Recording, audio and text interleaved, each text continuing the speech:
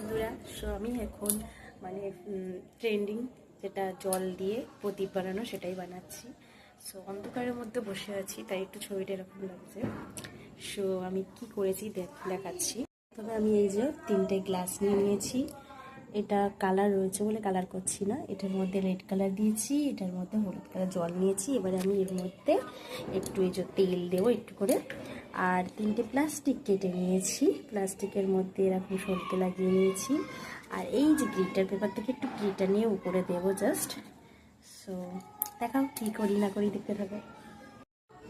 So এই যে আমি জ্বালিয়ে নিয়েছি জল দিয়ে প্রদীপ। কেমন লাগছে সবাই কমেন্ট করে জানাও।